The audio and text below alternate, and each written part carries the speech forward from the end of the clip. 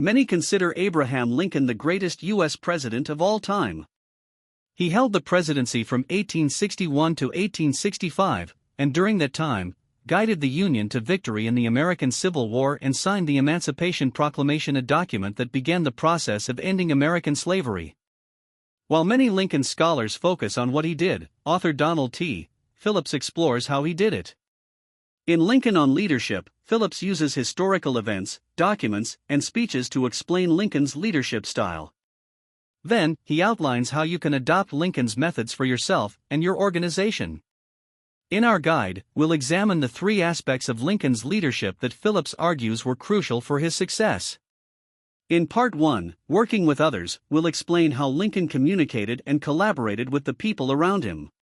In Part 2, Leading Ethically, we'll explain how Lincoln's personal character and values informed and improved his decision-making.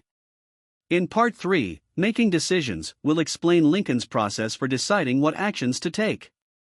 Short-form note: Lincoln on Leadership is part of a specific genre that draws lessons on contemporary leadership from the biographies or histories of important past leaders. Examples of this genre include How to Be a Leader, An Ancient Guide to Wise Leadership, a compilation of essays from 1st century CE historian Plutarch, Doris Kearns Goodwin's Leadership in Turbulent Times, and Brent Taylor and Mindy Bach's Presidential Leadership. All of these works examine the lives and decisions of past leaders to learn how they succeeded or failed, and then try to present these lessons in a way that's accessible and applicable to any type of organization. New section, Part 1, Working with Others.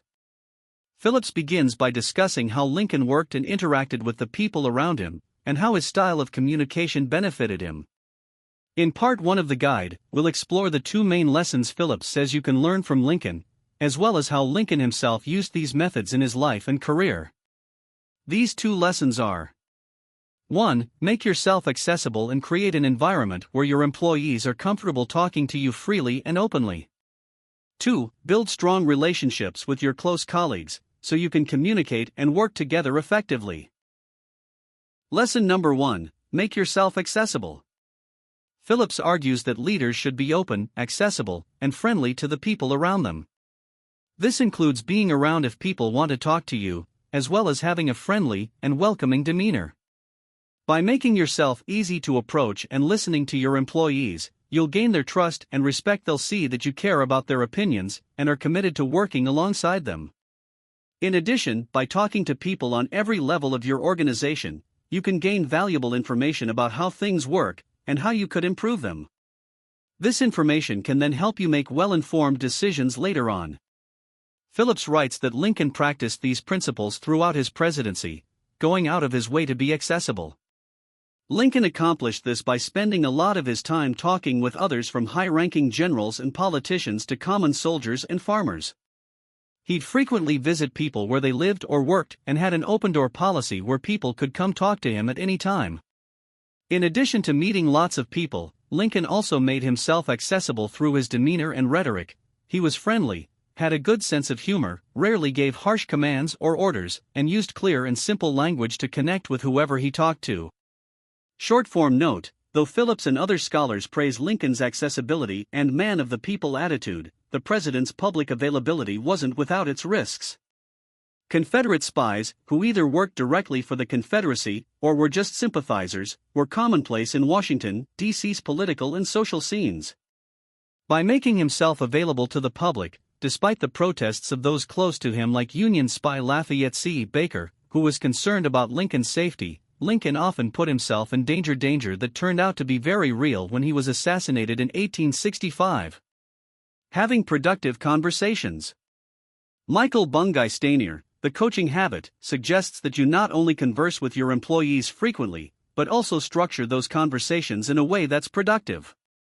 Stanier offers a list of 7 questions you can use to get the most out of discussions with your employees. What's on your mind? This helps your employees open up and speak freely.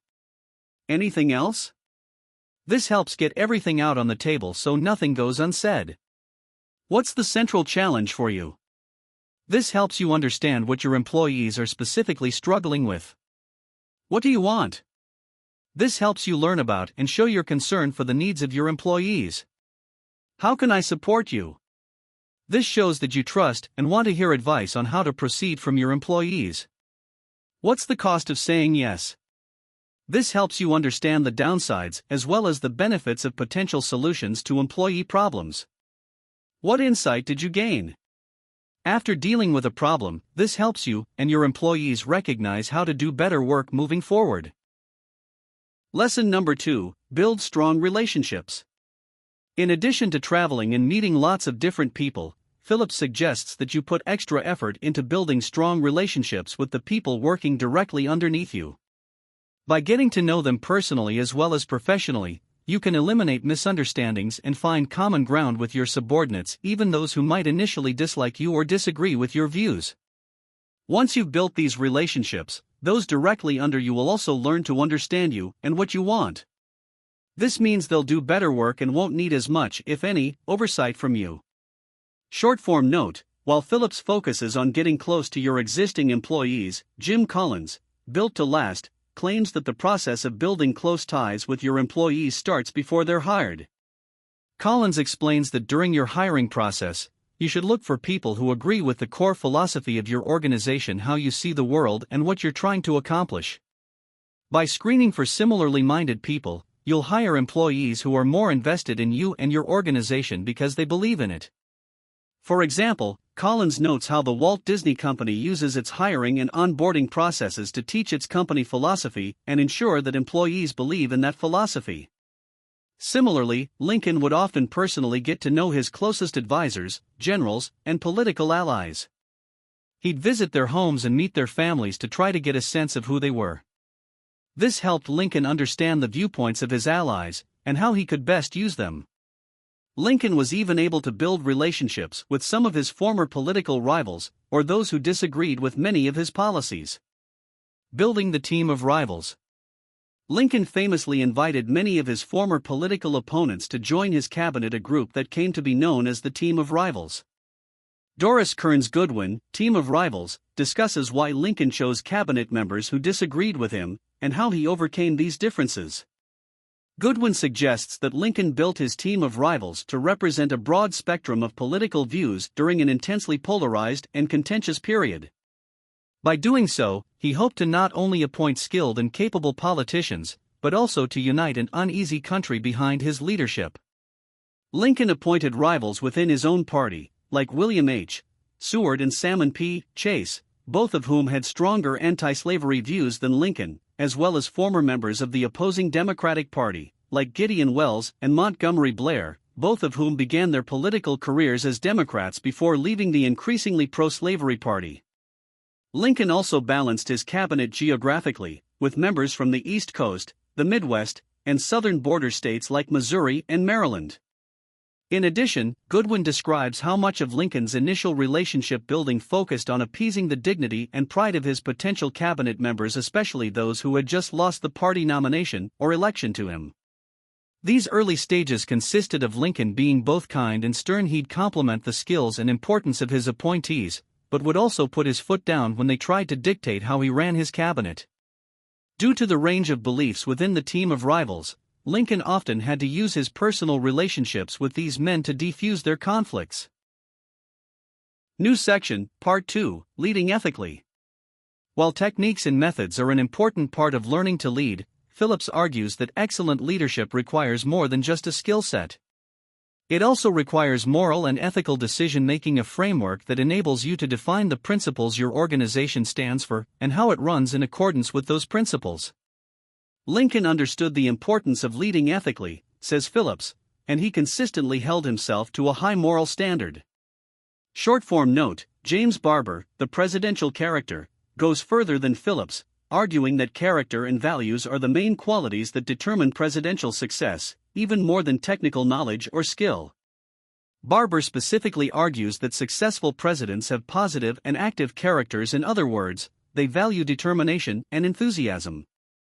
From Phillips's perspective, such a president would succeed by instilling those same values in their organization as a whole to create a productive and persistent government. In particular, Phillips draws two major lessons on leadership from Lincoln's ethical conduct.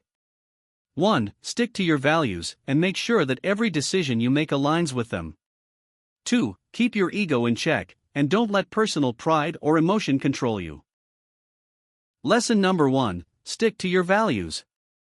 Phillips argues that standing by your moral values is necessary for being a leader. Your values will come to define the values of your organization as a whole, claims Phillips. If you lie and cheat, then your employees will feel comfortable doing the same. If you're honest and fair, your employees will want to follow your example. An honest and ethical organization is a better organization, says Phillips. It improves morale, makes your employees want to work harder, and helps them communicate openly.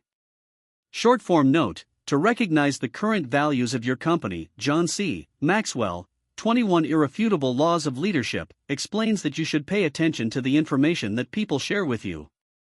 If people feel comfortable sharing bad news or criticism with you, that means you're cultivating personal and company values that support trust, honesty, and openness. However, if you rarely or never hear critiques and bad news, then chances are your employees aren't comfortable being truthful. Maxwell suggests that this often means they see you as untrustworthy. If you recognize that your company values dishonesty, then you should first examine your own conduct and see how you can act more honestly. A major part of Lincoln's legacy, writes Phillips, is his moral code, particularly when it comes to telling the truth. In both his personal and professional lives, Honest Abe, as he was known, didn't make exceptions to what he thought was right. He also tried to encourage similarly honest values among his employees. Sometimes this meant gentle guidance or persuasion, and sometimes it meant demoting or firing people who didn't share his values. Because of this, Lincoln didn't just passively preach his values, he actively fought for them.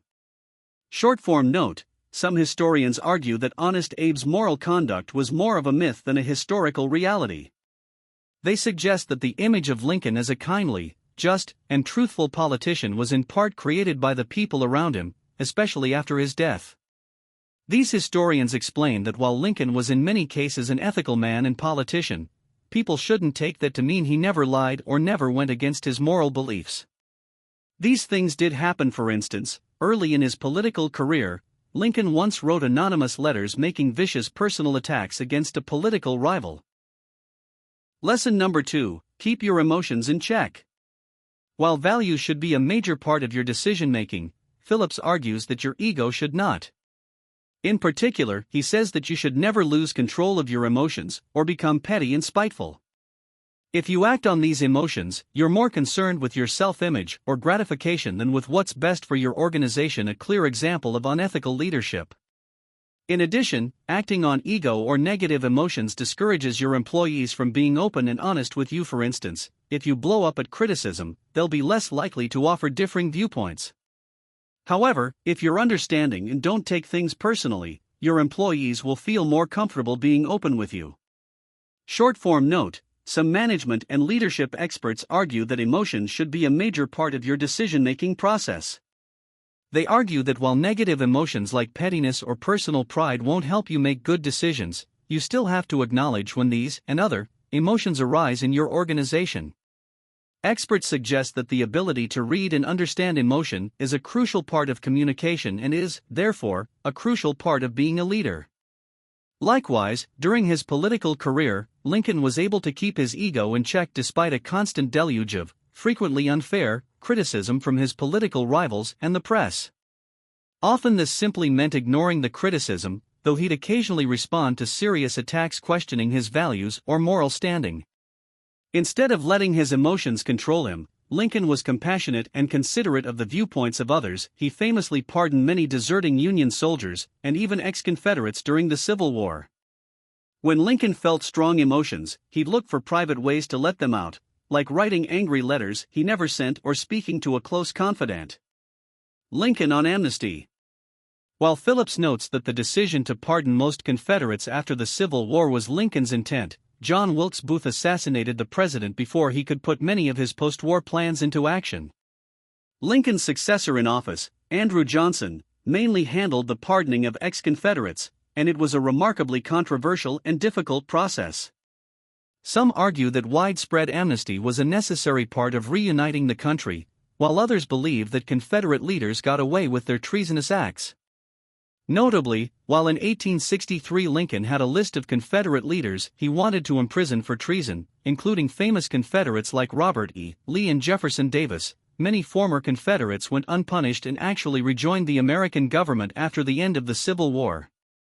Some historians argue that this contributed to the lost cause narrative of the Confederacy that portrayed men like Lee and Davis not as traitors fighting for slavery, a commonly accepted belief in the North during the Civil War, but rather as heroic patriots who fought for states' rights, a narrative that still exists today. New section, Part 3, Making Decisions. Now that we've discussed Lincoln's communication and character, we'll look at how he actually made the crucial decisions that defined his presidency. Part 3 of our guide will explain Phillips's breakdown of Lincoln's decision-making process, why it works, and how you can use it. We'll explore the two main lessons that Phillips draws from Lincoln's decision-making process. 1. Consult together, decide alone by asking your employees for input and ideas, then making all final decisions on your own. 2. Plan and persevere by setting long-term goals and consistently sticking to them. Lesson number 1, consult together, decide alone. While you should consult with your employees on possible courses of action, Phillips argues that all final decisions you make must be yours and yours alone. This strategy gives you the best of both worlds. By consulting with your employees, you get access to different ideas and viewpoints. If you use one of their ideas and it works, Phillips suggests you give them credit. This encourages your employees to continue doing good work. By making the final decision alone, you ensure that your course of action fits your overall vision of how your organization should run. In addition, if the decision doesn't work as planned, Phillips explains that you can shoulder the blame. By not blaming your employees for ideas that don't work out, you'll maintain their respect and won't discourage them from offering new ideas or suggestions. Short-form note: once you start consulting together and deciding alone, Stephen R. Covey, Crucial Conversations, explains that you have to make this process clear to your employees. This means clearly separating when you're consulting and when you're deciding. Separation helps you avoid misunderstandings or confusion about who has the final say and what your decisions are. For example, in a group discussion or consultation, people can often agree on a general idea, but not on the specific steps necessary to achieve it.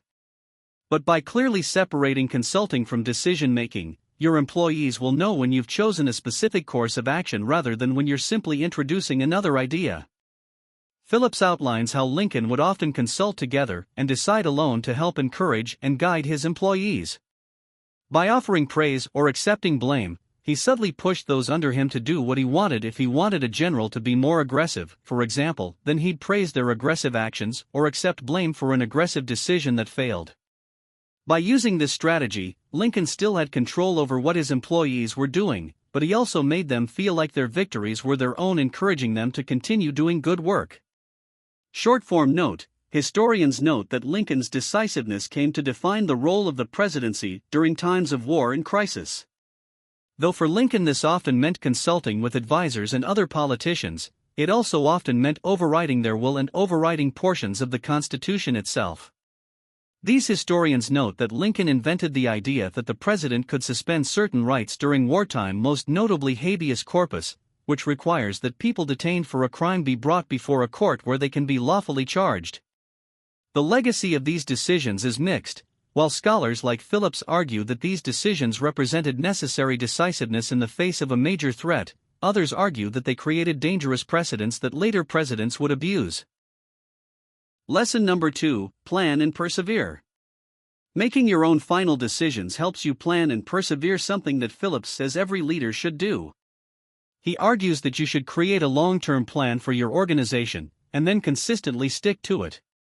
This doesn't mean you should refuse to change your course or micromanage every single detail, but instead that you should set goals, and have a general idea of how you're going to reach them. By creating a plan and sticking with it, despite any obstacles, you'll be able to set and maintain clear expectations for your employees regarding what they should do, and how they should do it.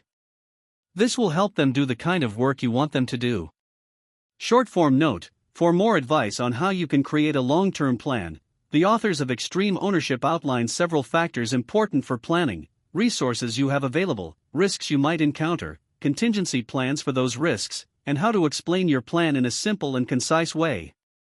When you keep these factors in mind, you'll create a realistic plan that's flexible and easy to understand, all of which are important for overcoming obstacles and succeeding.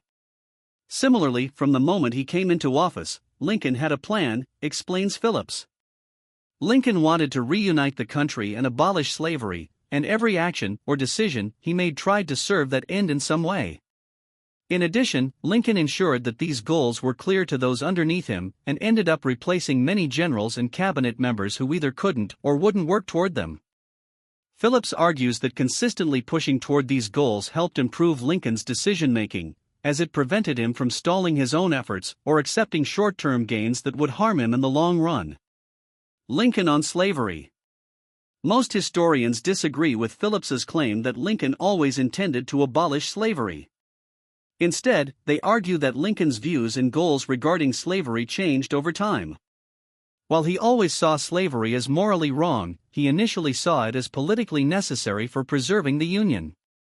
Because of these priorities, Lincoln ran on a platform that argued against the extension of slavery into the territories, not for the abolition of slavery where it already existed.